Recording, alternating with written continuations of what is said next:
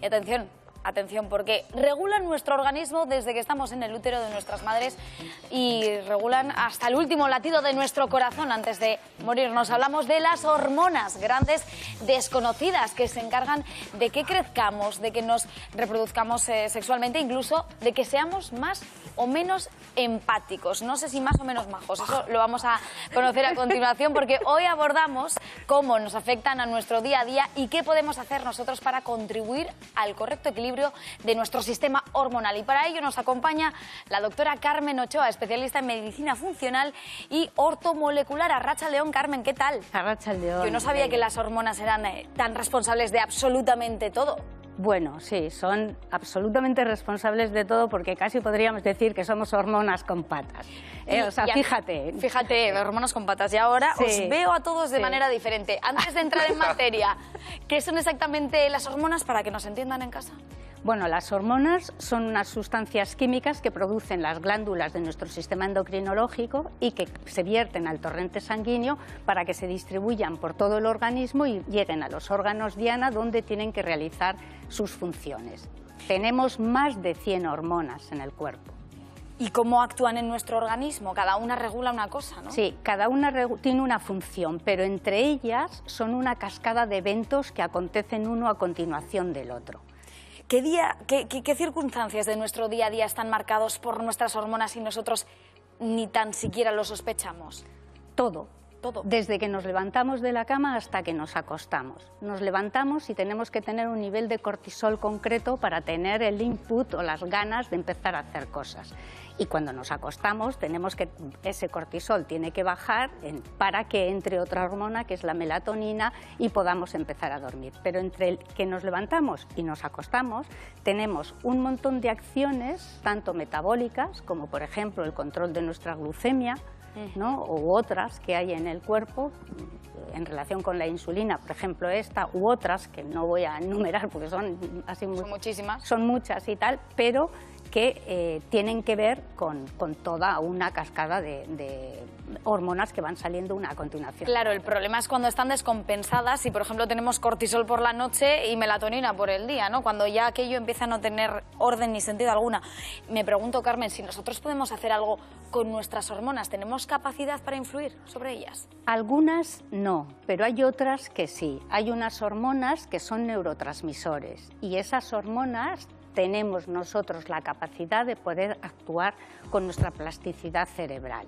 Por ejemplo, la dopamina es una hormona que regula nuestras ganas de hacer cosas, porque recordamos que cuando lo acabamos nos produce una satisfacción. Por ejemplo, cuando vamos al gimnasio, ¿no? Que se supone que se dispara la dopamina. Digo se supone porque hay gente a la que no le dispara la dopamina. Pero bueno, se supone que se dispara. Sí, en el gimnasio concretamente para ir, la voluntad de para ir es la dopamina y una vez que estás allí es el cortisol. Anda, vale. O sea, cuando estás haciendo el ejercicio y cuando te marchas y has acabado el ejercicio es la serotonina, que es la sensación del trabajo bien hecho. ¿Y cómo podemos influir? ¿Cómo podemos influir para que tengamos dopamina y cojamos la bolsa, la mochila y nos vayamos al gimnasio? Pues con voluntad.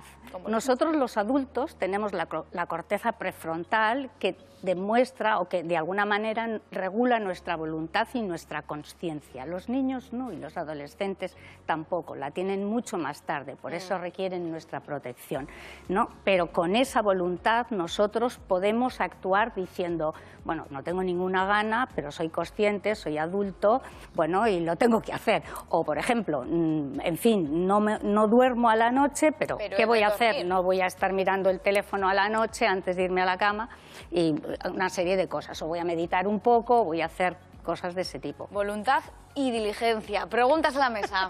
Carmen, ¿cómo podemos identificar si tenemos un problema, ¿no? Por ejemplo, físico, ¿no? Que eso procede de un problema o de un desajuste hormonal. ¿Cómo lo podremos identificar? Bueno, mira, normalmente los médicos diagnosticamos los desajustes hormonales por dos de dos maneras, por la clínica que nos muestra el paciente y por los análisis que hacemos. Es decir, si yo quiero saber si tú tienes un problema de tipo de diabetes, tendré que valorar tu insulina de unas maneras concretas y tu glucosa de una manera concreta. O imagínate que tu glándula suprarrenal no produce cortisol, por lo que fuera, pues también tendré que hacer unos análisis concretos, llegar a un diagnóstico, ver los síntomas que presentas y desde luego se diagnostica y se trata. Menos mal. Sí. ¿Qué tal? Claro, Carmen, hablando de tratar, ¿no?, los problemas hormonales. Por ejemplo, yo que vengo de Estados Unidos, he vivido allí muchos años, ahí están muy obsesionados con las hormonas, porque como bien dices, somos hormonas con patas. Y, por ejemplo, a mí me hicieron un análisis y me daba la testosterona en lo normal, pero un poco por abajo. Y ahí enseguida me decían, no, tienes que tomar suplementos de testosterona en parche o no sé qué. Esto como ahora empieza a llegar también a Euskadi, ¿eh? O sea, estoy viendo mucho este tema de la testosterona en hombres e incluso a veces en mujeres. ¿Cómo lo ves? ¿Se pueden tratar? Sí, se trata. La testosterona, si está baja, se puede tratar, pero hay que tener mucho cuidado con suplementar la testosterona porque concretamente produce alteraciones de la calidad espermática, si te pasas en la cantidad. Pero la testosterona es la hormona que produce, decimos que es la hormona comodín de todas las demás, porque produce no la agresividad, no me gusta utilizar el término de agresividad, pero sí potencia las otras. Por ejemplo, la oxitocina, que es la hormona que produce la empatía, el enamoramiento y todas esas, si le ponemos testosterona, si le ponemos un poquito más, es mucho más enamoramiento y mucha más solidaridad. Sí. Y lo mismo con la dopamina, es decir, la testosterona sería esa hormona que nos permite hacer las cosas de una manera competitiva, con ganas, con fuerzas para echar adelante. Pero los suplementos de testosterona tienen otras funciones. Cuidado, siempre con un médico. César. Sí, ahora que está de moda la adolescencia, la chavalería, ¿están expuestos a muchos cambios hormonales y cómo les afectan? Sí, están expuestos como todos nosotros. Lo que ocurre es que ellos tienen acciones hormonales más concretas porque están en algunos aspectos en un proceso de desarrollo y de crecimiento y porque, como he dicho antes, la corteza prefrontal del cerebro no la tienen desarrollada todavía, con lo cual su voluntad a la hora de controlar estas hormonas de las cuales hemos hablado pues es mucho peor, es mucho más difícil y requieren la ayuda de nosotros los adultos, ¿no?, para enseñarles a cómo tienen que vivir. Algunos a la adolescencia les dura demasiado, quizá tal vez. Íñigo. Sí, lo dices por mí. No, no lo decía por ti. No, pero yo quería seguir con el hilo de la adolescencia y has citado antes también el uso del móvil a la hora de ir a dormir, por ejemplo. Adolescencia, comportamiento adolescente, móviles, redes sociales en concreto. ¿Hay alguna vinculación o hay algo, se está estudiando algo si bueno, pues en el comportamiento de los jóvenes puede influir, bueno, pues un desajuste hormonal y una posible adicción, por ejemplo, a las redes sociales? Totalmente, totalmente. Es decir, hay un dato, la dopamina es la hormona de la adicción, o sea, la hormona de la droga, la hormona que nos hace de adultos ser adictos a lo que sea, al juego, a la maquinita, al alcohol, a cualquier estímulo externo. Entonces los niños, cuando nosotros les ponemos una maquinita y están todo el rato jugando con la maquinita, ellos, la dopamina, ¿qué hace? Produces descargas de dopamina. Esa dopamina es, además de que es adictiva, es dosis dependiente.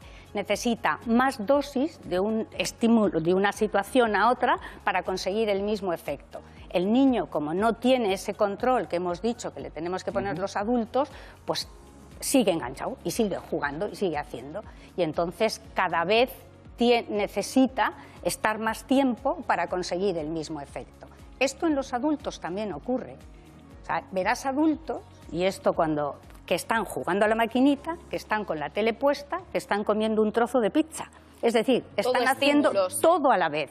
Y todo genera cosas muy buenas a priori. Eso. Entonces todo el rato están con inputs de descargas de dopamina, porque cada vez necesitan más dosis para el mismo efecto. Por eso también es importante que dicen que los niños han de aprender a aburrirse.